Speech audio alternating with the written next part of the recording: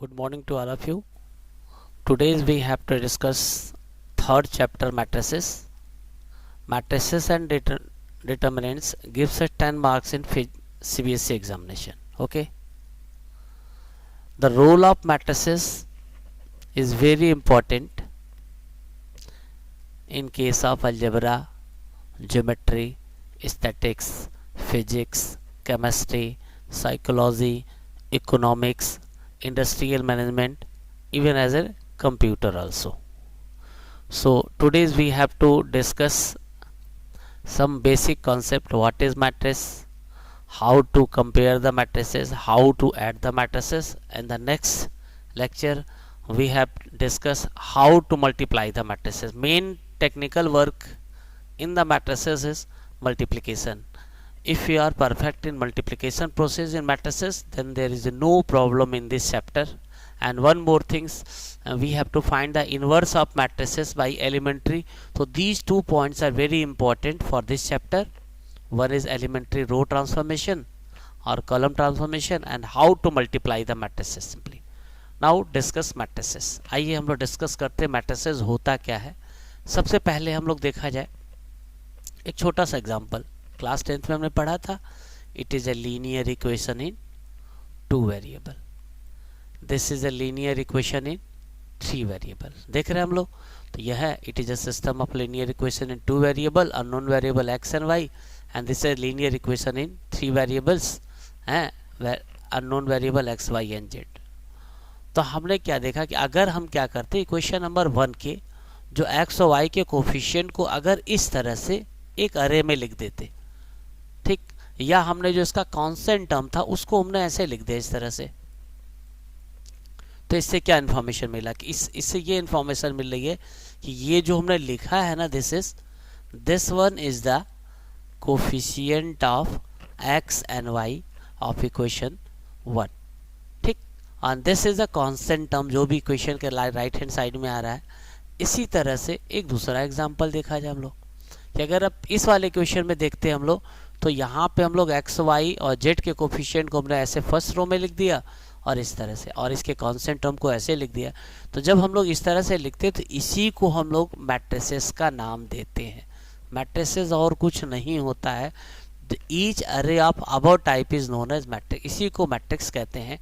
और इस मैट्रिक्स में यहाँ पे इन जगहों पे कोई रियल नंबर हो सकता है, कॉम्प्लेक्स नंबर हो सकता है, ठीक, और कोई भी फंक्शन हो सकता है या पॉलिनोमियल हो सकता है. क्लियर. तो आइए हम लोग डिस्कस करते हैं कि आखिर मैट्रिसेस होता क्या है. जरा सा फिर आगे बढ़ते हैं, कंटिन्यू करते हैं. जैसे हमने बता दिया आपको, तो यहाँ हमने क्या देखा कि पहले वाले में हमने देखा ऐसे इस तरह से कि अगर हमने देखा कि मैट्रिक्स ये था तो इसमें 2 into 3, ये जो इस तरह से जो हॉरिजॉन्टल लाइन होती है इसको रो कहते हैं, और जो वर्टिकल लाइन होती है इसे हम, जैसे ये वर्टिकल लाइन है इसे कॉलम कहेंगे, और जो हॉरिजॉन्टल लाइन होती है इसे हम लोग ये R1 होगा, ये R2 होगा, ये C1 होगा, ये C2 होगा. तो हमने ये देखा कि इसमें 2 रो और 2 कॉलम. इसी तरह दूसरे वाले में क्या देखा हमने कि 2 हॉरिजॉन्टल लाइन आ रही है, मतलब 2 रो है, और 3 वर्टिकल लाइन आ रही है तो इसमें 3 कॉलम है. तो इसमें 1 2 3 4 5 6 एलिमेंट आ रहे हैं. तो हमने कहा कि पहले वाला का तो 2 × 2 था, तो जितना ऑर्डर था उतने उसके मेंबर्स थे. इसी तरह से दूसरे वाले में 2 × 3 था, तो इसका ऑर्डर जो था 2 रो 3 कॉलम थे, तो इस तरह हो गया. तो बस डेफिनेशन पे आते हैं आखिर मैट्रिसेस होता क्या है. तो हमें तो खाली मैट्रिक्स के डेफिनेशन जानी है. तो मैट्रिक्स के जो डेफिनेशन की बात करेंगे तो आप यही कहोगे, ए rectangular arrangement of mn element in the form of order set of m rows, each row consisting of an ordered set of n element is called an mn matrix. उसी को mn रीड एज m/n करते हैं हम लोग, यही कहते हैं. जैसे तो पता है हम लोग कि m रोज है और हर रो में हमारे n एलिमेंट अगर है, तो जैसे मान लीजिए यहाँ पे ये एक रो R1 है, इसमें 3 एलिमेंट है, ये यहाँ पे R2 है, इसमें 3 एलिमेंट है. इसी तरह से अगर हम लोग m रो ले लेते हैं, हर रो में हमारे n एलिमेंट होते हैं, तो उसी को हम लोग m × n मैट्रिसेस का नाम देते हैं. इसी को ऑर्डर कहते हैं. इसके बाद मेन चीज़ होता है कि मैट्रिक्स को कैसे रिप्रेजेंट किया जाता है। तो मैट्रिक्स को रिप्रेजेंट करने के लिए हम लोग स्क्वायर ब्रैकेट जो होता है इस तरह से इसका इस्तेमाल कर सकते हैं, या जनरली हम लोग स्मॉल ब्रैकेट या पैरेंथेसिस कहते हैं, ये होता है। Each of mn element consist matrix is called, और इसके अंदर जो भी हमारे मेंबर्स होते, जैसे सेट थ्योरी होता था या जो भी एंट्रीज होती है, these are the element of matrices कहलाते हैं। ठीक, तो यहाँ तक हो गए। जैसे फिर हम दिखा रहे हैं, जैसे मान लीजिए, और जनरली मैट्रिक्स को रिप्रेजेंट करने के लिए हम लोग इंग्लिश के कैपिटल अल्फ़ाबेट का इस्तेमाल करते हैं। जैसे यहाँ पे एक मैट्रिक्स है तो हमने इसको ए से रिप्रेजेंट किया है, ये इसका R1 है, ये इसका R2 है, ये इसका R3। तो हमने ये देखा कि R1 में, पता R1 में हमारे कितने एलिमेंट है, n एलिमेंट है। जो बाद वाला सिंबल जो रिप्रेजेंट करते हैं, पहला इसका रो को रिप्रेजेंट करता है और दूसरा इसका कॉलम को। तो R1 में n एलिमेंट, R2 में n एलिमेंट, R3 में n एलिमेंट, और यहाँ पे हमारे m रोज हैं। तो इसका जब ऑर्डर लिखेंगे तो जब भी ऐसे लिखोगे m क्रॉस n, तो जो पहला वाला होता है ये हमारा रो को रिप्रेजेंट करता है और ये हमारा कॉलम को रिप्रेजेंट करता है। कॉम्पैक्ट फॉर्म में मैट्रिक्स को रिप्रेजेंट करने के लिए हम लोग इस तरह से लिखेंगे, capital A is equal to Aij m cross n, where m number of rows को और n हमारा नंबर ऑफ कॉलम को। तो ये ध्यान रखना, यहाँ m लिखा है तो यहाँ पे i की वैल्यू क्या होगी, greater than or equal to 1 less than or equal to m, और j की value greater than or equal to 1 less than or equal to n होता है। तो ये जो रिप्रेजेंटेशन इन कॉम्पैक्ट फॉर्म हमारा ऐसे आ जाता है। तो बस A is called a matrix of order m cross n। अब आइए कुछ और डिस्कस करते हैं। जैसे नेक्स्ट आप इस एग्जांपल को देखिए, तो इसमें क्या है, A1 2 3 हॉरिजॉन्टल लाइन बन रही है, तो इसमें 3 रो हो गए ऐसे, और 1 2 3 4 वर्टिकल बन रही, तो इसमें 4 कॉलम हो गए। तो इसका ऑर्डर जो हो जाएगा 3 क्रॉस 4, और इसमें 12 एलिमेंट हो जाएंगे। क्लियर। अब जैसे हमने लिखा A11 का मतलब होता है फर्स्ट रो फर्स्ट कॉलम का एलिमेंट 2 है। A2 का मतलब सेकंड रो, तो ये सेकंड रो का थर्ड एलिमेंट, इसी को A23 कह रहे हैं हम लोग। A31 का मतलब थर्ड रो का फर्स्ट एलिमेंट, 31 थर्ड रो का फर्स्ट एलिमेंट। तो ये हमारा एक्सेट्रा लिख सकते हैं हम लोग। If Aij belong to R real number होगा, अगर वो हमारा Aij कॉम्प्लेक्स नंबर है तो उसको कॉम्प्लेक्स मैट्रिक्स कह देंगे। लेकिन यहाँ पे CBSE में हमें रियल नंबर पे ही क्वेश्चन को सॉल्व करना होता है। अब आइए ज़रा सा आगे बढ़ते हैं हम लोग, नेक्स्ट इस पे देखते हैं। अब हम लोग को नेक्स्ट टॉपिक जो पढ़ना है इसमें कंपेरेबल मैट्रिक्स। जैसे मैट्रिक्स होते, जब वहाँ पे क्या करते थे, सेट होता था, ठीक है, तो आप कैसे कर, जैसे वहाँ पे 2 सेट इक्वल होता, वहाँ पे हम लोग क्या पढ़ते थे कि 2 सेट इक्वल कब होते थे, कि जब दोनों के नंबर ऑफ एलिमेंट सेम होते थे और जितने नंबर एलिमेंट ए में होते थे उतने। उसी तरह से कंपेरेबल मैट्रिक्स, तो 2 matrix are set to be comparable if each of them contains as many rows and column. मतलब सीधे सीधे कि अगर 2 मैट्रिक्स का ऑर्डर सेम होगा तो उसे कंपेरेबल मैट्रिक्स कहेंगे। अगर 2 मैट्रिक्स का ऑर्डर सेम होगा तो उसे कंपेरेबल मैट्रिक्स कहेंगे। अब क्वेश्चन आता है कि 2 मैट्रिक्स इक्वल कब होती हैं। Let A and B be the 2 matrices are set to be equal. 2 matrix equal तब होंगी जब दोनों के ऑर्डर, दोनों का रो के बराबर, दोनों का कॉलम के बराबर और उनके करस्पॉन्डिंग एलिमेंट भी सेम होने चाहिए, तभी 2 मैट्रिक्स आपस में बराबर होती है। जैसे फॉर एग्जांपल एक मैट्रिक्स ये है, एक मैट्रिक्स ये है, तो इन दोनों का ऑर्डर 2 क्रॉस 2 है, और जब ये दोनों बराबर होंगे तो तभी पॉसिबल होगा A अल्फा के बराबर, B बीटा के बराबर, C गामा के बराबर और C हमारा गामा के बराबर और D हमारा डेल्टा के बराबर होगा। तो ये दोनों मैट्रिक्स आपस में बराबर होंगे। तो अब उम्मीद है कि कंपेरेबल का मतलब जब दोनों का ऑर्डर सेम होता तो कंपेरेबल कहेंगे, एंड 2 मैट्रिक्स आर इक्वल कहेंगे तो क्या कहेंगे, 2 मैट्रिक्स इक्वल तब होंगे जब दोनों का ऑर्डर सेम होना चाहिए, पहले का रो दूसरे के रो के बराबर, पहले का कॉलम मतलब A का कॉलम B के कॉलम के बराबर, और जो एलिमेंट सेट A में करस्पॉन्डिंग एलिमेंट होना चाहिए वही करस्पॉन्डिंग पोजीशन पे सेट B में भी होने चाहिए। ठीक, अब आते हैं नेक्स्ट पे, कुछ हम टाइप्स ऑफ मैट्रिक्स पढ़ेंगे। रो मैट्रिक्स इसे कहते हैं। तो किसी भी मैट्रिक्स को रो मैट्रिक्स तब कहेंगे जब उसमें सिर्फ एक रो होता है, if there is only one row in any matrix, जैसे यहाँ पे एक सेट है देखिए आपका, तो इसमें कितने हैं, एक रो है और 1 2 3 4, इसमें 4 कॉलम है, तो इसका ऑर्डर हो जाएगा 1 क्रॉस 4, तो इसी को रो मैट्रिक्स कहेंगे। Column matrix, A matrix having only one column is called column matrix. Column matrix है तो आपको नजर आ रहा है, जैसे मान लो एक मैट्रिक्स हमने लिख दिया, इसमें एक वर्टिकल लाइन है और 3 हॉरिजॉन्टल लाइन है, तो इसमें 3, तो इसके 3 तो रो हो जाएंगे, 1 2 3 और एक इसमें कॉलम हो गया, तो इसका ऑर्डर हो जाएगा 3 क्रॉस 1। तो हमने क्या देखा, अगर R बराबर 1 तो row matrix, C is equal to 1 तो कॉलम मैट्रिक्स। इसके बाद पढ़ना है zero matrix. A matrix is said to be zero matrix if each element of a matrices is zero। बस इसके बाद अगला अब जो आएगा हमारा नेक्स्ट हमको डिस्कस करना है स्क्वायर मैट्रिक्स। क्या स्क्वायर खुद ही समझ में आ रहा है कि जब रो और कॉलम आपस में बराबर होता है तो उसी को हम लोग स्क्वायर मैट्रिक्स कहते हैं। If rows and columns are equal then it is a square matrix. इसके बाद एक चीज और हम लोग पढ़ेंगे कि जब आई जे के बराबर होगा, जैसे ए आई जे लिखते हैं मैट्रिक्स को, जब भी आई जे के बराबर होगा तो वो डायगोनल एलिमेंट को रिप्रेजेंट करेगा, ये ध्यान रखना है। तो स्क्वायर मैट्रिक्स कहेंगे जब रोज और कॉलम बराबर होंगे तो स्क्वायर मैट्रिक्स कहेंगे। जैसे कि एग्जांपल हमने लिखा है यहाँ पे, तो इसमें 3 रोज और 3 कॉलम है तो it is a square matrix, और ये इसका डायगोनल होता है, तो इसे A11 कहेंगे, इसे A22 कहेंगे, इसे A33 कहेंगे। तो एक चीज़ और सीखना है कि जब भी डायगोनल की बात करेंगे तो डायगोनल में I बराबर J होता है, ठीक है ना। इसके बाद आता है diagonal matrix. What is diagonal matrix? Diagonal matrix क्या होता है? तो किसी भी स्क्वायर मैट्रिक्स को डायगोनल मैट्रिक्स तब कहते हैं कि जब डायगोनल के अलावा सभी उसके एलिमेंट जीरो होते हैं। जैसे यहाँ पे देखिए, इस डायगोनल के अलावा सभी एलिमेंट जीरो है। यहाँ पे ये 3 क्रॉस 3 की एक मैट्रिक्स है, डायगोनल के अलावा अपर और लोअर दोनों जीरो है, तो इसे हम डायगोनल मैट्रिक्स कहेंगे।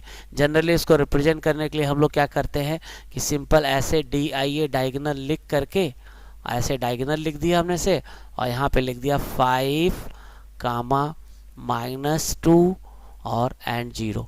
तो ये एक हमारी स्क्वायर डायगोनल मैट्रिक्स है। इसका ऑर्डर 3 क्रॉस 3 होगा, डायगोनल में जितने एलिमेंट होंगे वही उसका ऑर्डर हो जाएगा, ठीक है ना। तो a diagonal matrix of order can be written है, जब भी लिखेंगे हम लोग तो A11 A22, तो ये ध्यान रखना है कि डायगोनल के यही मेन डायगोनल आपका होता है, तो वहाँ A11 A22 A33 ऐसे करते निकल जाते हैं। अब इसके बाद नेक्स्ट हमको पढ़ना स्केलर। बस a diagonal matrix is set to be scalar if each element of diagonal are same. अगर डायगोनल के सभी एलिमेंट सेम हो जाते हैं तो उसे हम अगर सिंबॉलिकली फॉर्म पे मैट्रिक्स को लिखना पड़ेगा तो AIJ इज इक्वल टू लिखेंगे when I is equal to, क्योंकि I बराबर J होता है तो ये डायगोनल को रिप्रेजेंट करता है, I is not equal to J होता है तो ये नॉन डायगोनल को रिप्रेजेंट। तो this is a symbolical form of matrix, scalar matrix. Clear. इसके बाद नेक्स्ट हमको पढ़ना है स्केलर के बाद आता है, जैसे मान लीजिए सब क्या है, this is example of scalar matrix, क्योंकि डायगोनल के सभी एलिमेंट सेम आ रहे हैं। इसका ऑर्डर 2 क्रॉस 2 है, इसका ऑर्डर 3 क्रॉस 3 है, इसका ऑर्डर 1 क्रॉस 1 है। क्लियर। अब आता है identity matrix. A scalar matrix is said to be identity matrix if each element of diagonal is 1।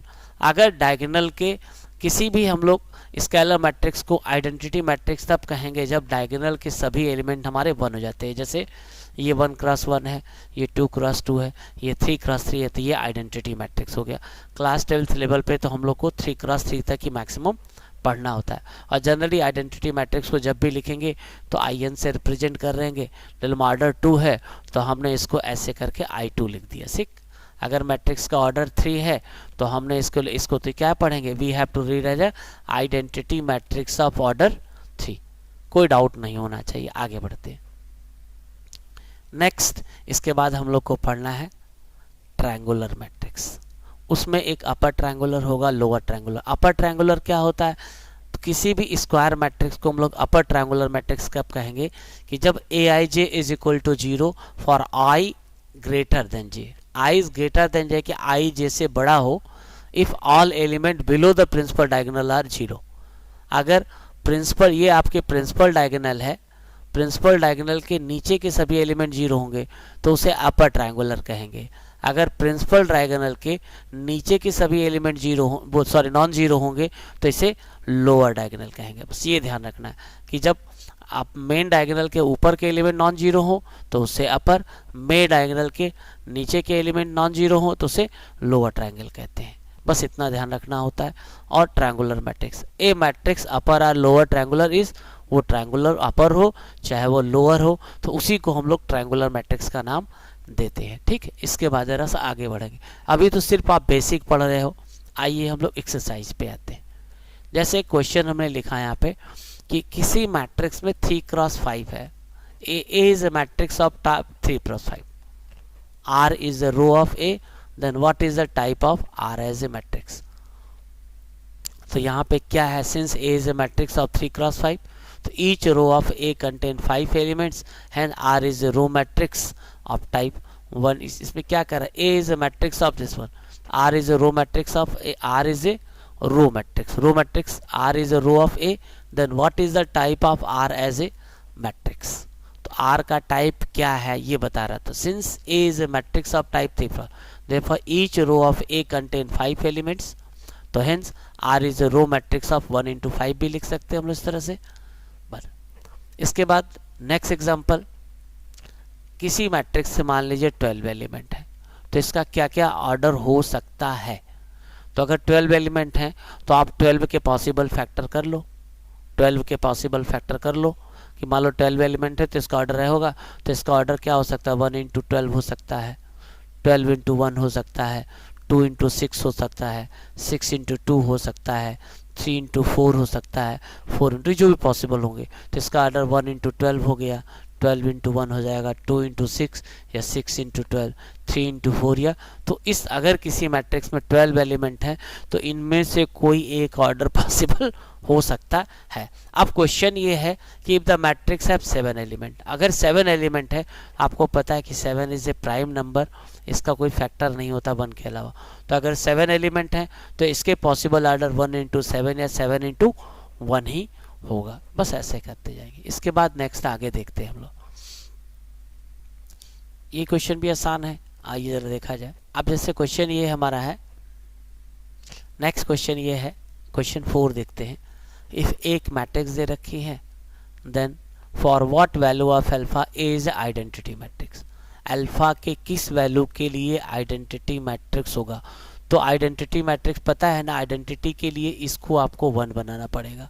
जब ये 1 बनाना पड़ेगा तो कॉस अल्फा 1 कब होता है, आपको पता है कि जब अल्फा 0 होगा तो कॉस 0 हमारा 1 होता है।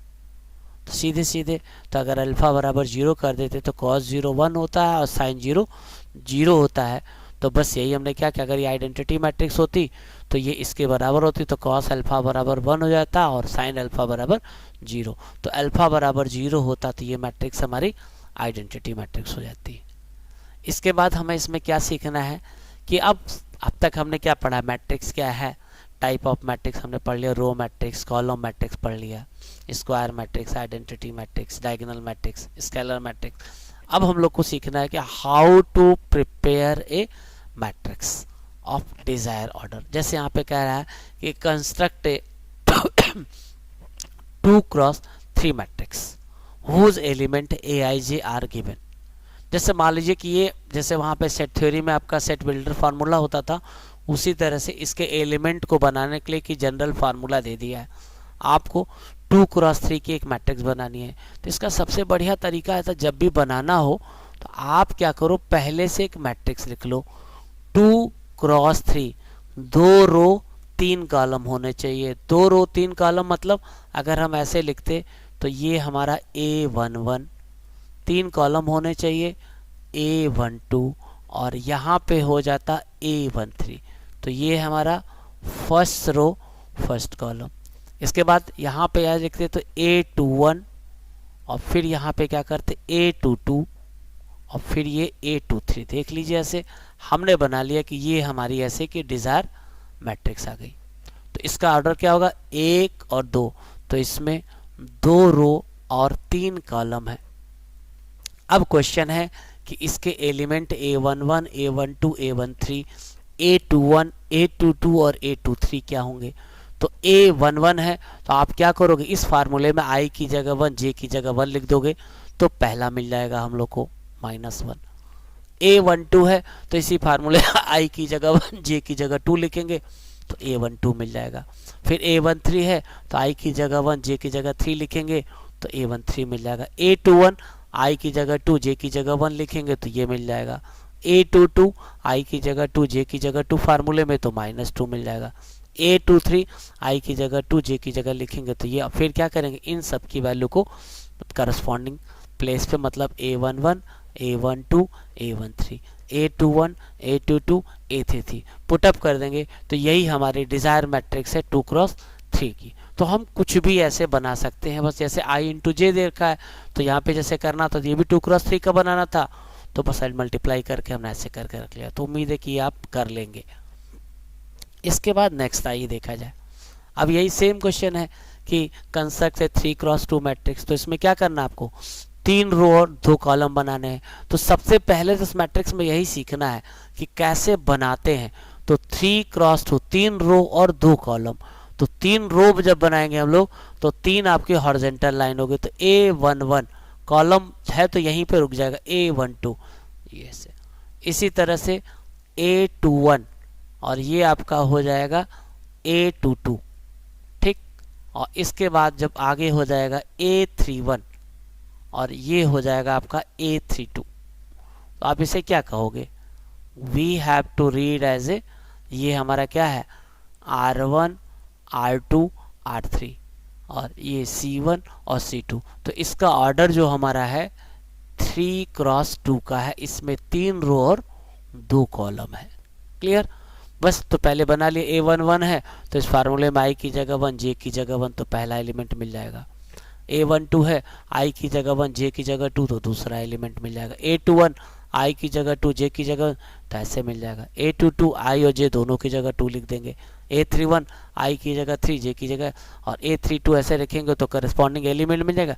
और फिर सबकी वैल्यू को हम लोग पुटअप कर देंगे तो हमें desire matrix of order 3x2 मिल जाएगी। तो उम्मीद है कि इस तरह के क्वेश्चन आप सभी अब बना सकते हैं, ठीक। आइए ज़रा आगे बढ़ते हैं। अब नेक्स्ट क्वेश्चन ये था कि हम लोगों ने पढ़ा था कि अगर दो मैट्रिक्स आपस में बराबर होती हैं तो क्या होता है। तो हमने कहा था कि 2 matrix are equal if their order as well as their corresponding elements are equal, तभी होता है। जैसे एक एनसीईआरटी का एग्जांपल है कि ये मैट्रिक्स है तो हम देख रहे हैं कि इसका ऑर्डर कितना 1 2 3, इसका ऑर्डर 3x1 है और इसके लेफ्ट हैंड साइड का भी ऑर्डर 3x1 ही है। तो दोनों का ऑर्डर सेम है। अगर दोनों मैट्रिक्स आपस में इक्वल होगी तो x plus y plus z 9 के बराबर, x प्लस जेड 5 के बराबर, y प्लस जेड, फिर हम क्या करेंगे, इन सबको सॉल्व करके वैल्यू निकाल लेंगे और x और z की वैल्यू लिख देंगे तो हमें y बराबर 4 मिल जाएगा, ठीक। जब y बराबर 4 मिल जाएगा तो z इज इक्वल टू 3 मिल जाएगा। जब z इज इक्वल टू 3 मिल जाएगा तो x इज इक्वल टू 2। तो बड़े आसानी से हम लोग इसको सॉल्व कर सकते हैं। उम्मीद है कि समझ में आ रहा होगा। तो क्या जानना है ना, अगर दो मैट्रिक्स बराबर होती है तो उनके करस्पॉन्डिंग एलिमेंट भी इक्वल होते हैं। इसके बाद जैसे देखिए same question, find the value of a b c and d. तो हमने कहा कि जब दो मैट्रिक्स बराबर है तो दोनों का ऑर्डर 2x2 है। तो a माइनस बी माइनस 1 के बराबर, 2a प्लस सी 5 के बराबर, 2a माइनस बी 0 के बराबर, 3 प्लस डी। तो हम क्या करेंगे, सभी इक्वेशन को इक्वेट करके, और इतना हम लोग जानते हैं कि कैसे हम लोग लीनियर इक्वेशन ही 2 वेरिएबल 3 वेरिएबल्स कैसे सॉल्व कर सकते हैं। तो आप सॉल्व करके जब करोगे तो ए बी सी की वैल्यू आ जाएगी। इसी तरह से नेक्स्ट अगर देखिए ध्यान से, ये क्वेश्चन हमारा है तो कह रहा है अगर ये दो मैट्रिक्स बराबर है तो क्या होगा, बस 2x प्लस वाई 7 के बराबर, 4x is equal to 7 minus 13, 5x minus y 4x, इतना इक्वेट करके एक्स वाई जेड की वैल्यू निकाल लेंगे तो सॉल्व हो जाएगा। इसी तरह से ये एग्जाम्पलर का क्वेश्चन है कि अगर ये मैट्रिक्स बराबर है तो बस 5 के बराबर तो वाई स्क्वायर माइनस 5 है, ऐसे कंपेयर करके सॉल्व कर लेंगे आप। इसी तरह से ये क्वेश्चन कह रहा है कि can you find the value of x and y so that matrices may be equal. क्या हम लोग वैल्यू निकाल सकते हैं, ये जरा सा क्वेश्चन अच्छा है आपका। देखिए जब हम लोग सॉल्व करते हैं तो ध्यान रखना है कि x की वैल्यू यूनिक आनी चाहिए। जब हम अगर ये मैट्रिक्स इसके बराबर होगा तो हमने सॉल्व किया तो हमने ये देखा कि x की 2 वैल्यू आ रही है, अगर x की यूनिक वैल्यू नहीं आएगी तो ये मैट्रिक्स कभी भी इसके बराबर नहीं होगी। तो यहाँ पे x की जब सॉल्व कर रहे थे तो दो वैल्यू आ रही थी, -7/3 और 2 कैन नॉट बी साइमल्टेनियस, दोनों एक साथ नहीं हो सकता है। Therefore given matrix are not equal. Clear. इसके बाद एक और देखते हैं हम लोग। एग्जाम्पल 12 जैसे दिया है कि अगर ये मैट्रिक्स बराबर है तो XYZ की वैल्यू, तो यहाँ लिख रहा है W = 4 हो जाएगा। जब W और यहाँ पे Z + 6 = 0 है तो Z बराबर माइनस हो जाएगा। X + Y बराबर है तो हम कंपेयर करके सॉल्व कर लेंगे। इसमें कुछ भी नहीं करना, सिंप्लीफाई करना खाली आपको और कंपेयर कर। तो उम्मीद है कि अब इस तरह के क्वेश्चन, एक चीज़ ध्यान रखना है कि जब भी दो मैट्रिक्स को कंपेयर करते हैं तो एक्स वाई जो भी जितने वेरिएबल होंगे, वेरिएबल की वैल्यू यूनिक आनी चाहिए। यूनिक होगा तभी दो मैट्रिक्स बराबर होंगे, अदरवाइज इक्वल नहीं होता। तो ये सबसे इम्पॉर्टेंट चीज़ होता है ध्यान देने वाला हमारे लिए। ठीक। इसके बाद जब हम आगे बढ़ें तो ये जितने भी क्वेश्चन हैं सब उसी पे बेस है कि अगर मैट्रिक्स हमारी इक्वल है तो हम कंपेयर करना, खाली सॉल्व कर लेना। हमारे जो भी क्वेश्चन सॉल्व करते हैं बस ये दो क्वेश्चन और डिस्कस करते हैं हम लोग।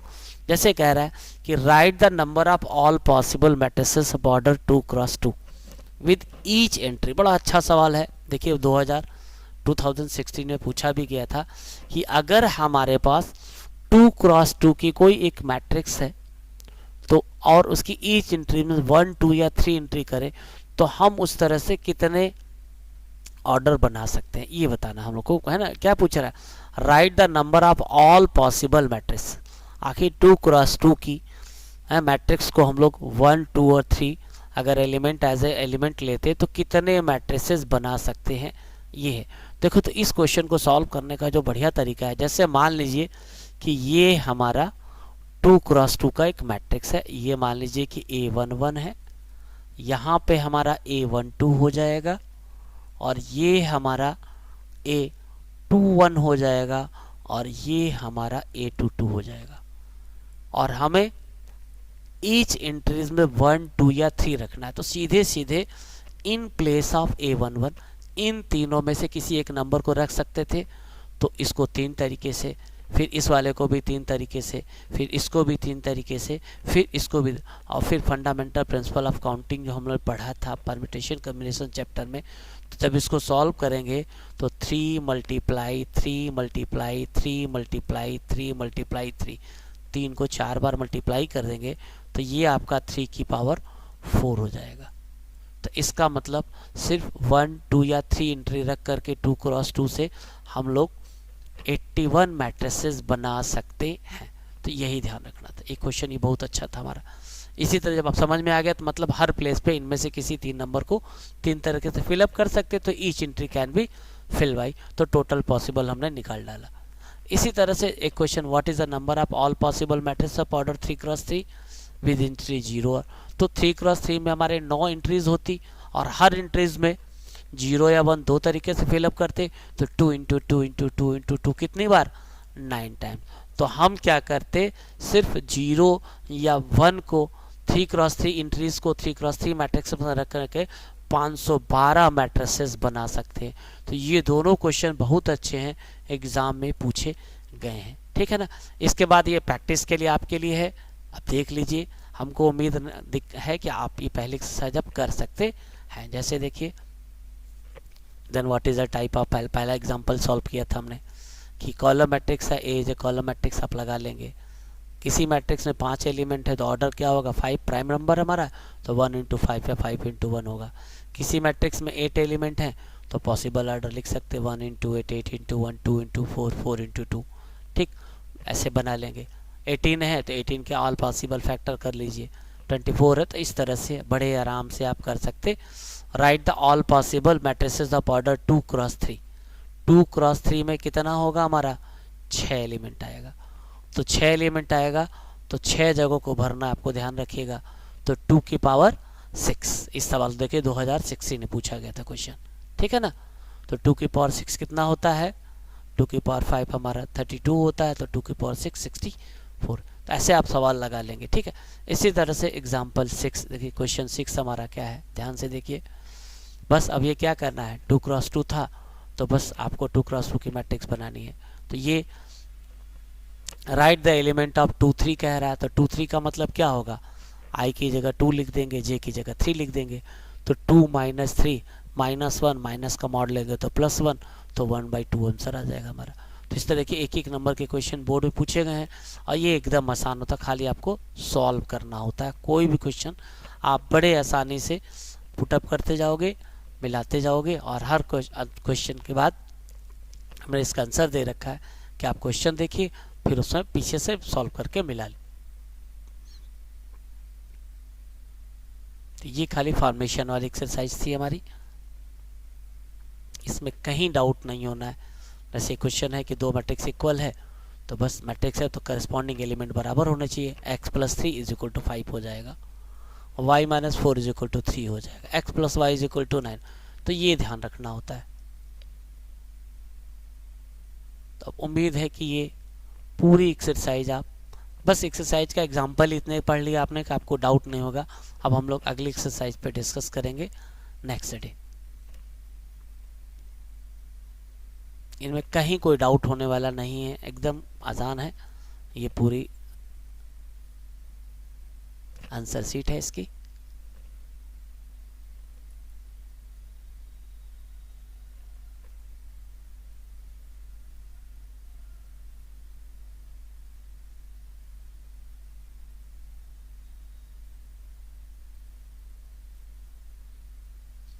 Thank you. नेक्स्ट वीडियो में हम लोग लेकिन डिस्कस करेंगे हाउ टू ऐड और subtract the matrices and then multiplication पे डिस्कस करेंगे। Thank you.